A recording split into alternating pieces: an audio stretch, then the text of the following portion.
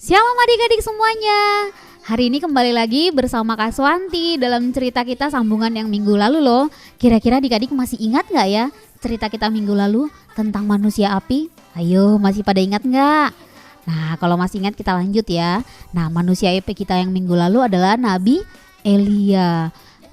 Waktu itu Nabi Elia pekerjaannya di bumi sudah selesai. Tuhan bilang Tuhan mau mengangkat Nabi Elia hidup-hidup ke surga. Wah, kira-kira kalau adik-adik mau Tuhan angkat hidup-hidup ke surga, senang tidak? Wah, senang ya.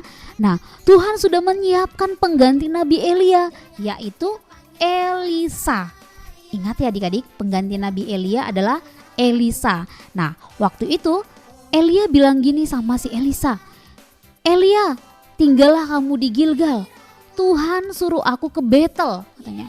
Tapi Elisa bilang begini, "Demi Tuhan yang hidup, demi hidup Tuhanku sendiri, sesungguhnya aku tidak akan meninggalkan Tuhanku."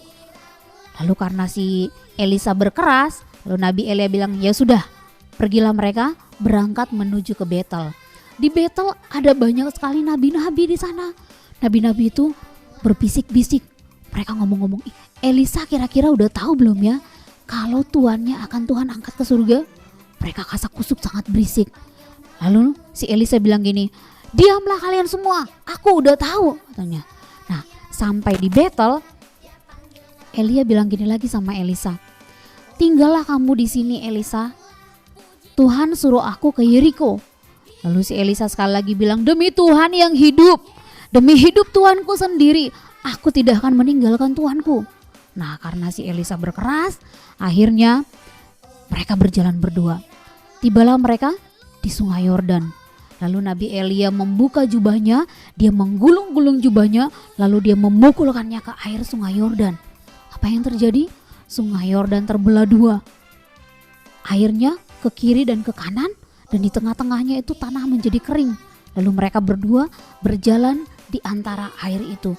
Nah, setibanya mereka di seberang sungai Yordan itu, Elia bilang gini sama Elisa, "Elisa, apa yang mau kau minta dari aku sebelum Tuhan menjemput aku?"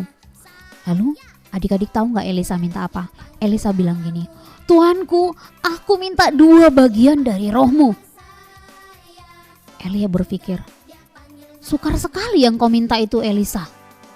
Tapi kalau kamu bisa menyaksikan aku terangkat ke surga dengan mata terbuka, maka akan terjadi seperti yang kau minta." Saat mereka berjalan, mereka sambil ngobrol, mereka jalan-jalan, tiba-tiba kereta berapi dan kuda berapi melintas, tiba-tiba membawa Nabi Elia terangkat ke surga dan disaksikan oleh Elisa. Elisa melihatnya, Bapakku, kereta Israel." Dia berteriak seperti itu. Lalu tiba-tiba Nabi Elia sudah terangkat ke surga, sudah tidak terlihat lagi. Kemudian Elisa mengoyakkan jubahnya. Dia merobek jubahnya dan dia memungut jubah Nabi Elia yang terjatuh itu. Dia memakai jubah Elia yang terjatuh itu. Lalu dia berjalan kembali ke tepi sungai Yordan. Sampai di sungai Yordan itu, di tepi sungai Yordan, Elisa membuka jubah Elia, dia menggulungnya lagi. Lalu dia berteriak memukulkan jubah Nabi Elia ke sungai. "Di manakah Tuhan?" Dipukulkannya jubah Nabi Elia. Lalu terjadilah seperti yang tadi dilakukan oleh Nabi Elia. Air sungai Yordan terbelah 2 kembali. Sehingga Elisa berjalan menyeberangi sungai Yordan. Nah, adik-adik, sampai di situ kita mengambil hikmah ceritanya apa? Orang yang dapat dipercaya dapat banyak berkat. Itu tertulis dalam Amsal 28 ayat 20. Boleh menjadi ayat hafalan adik-adik juga ya.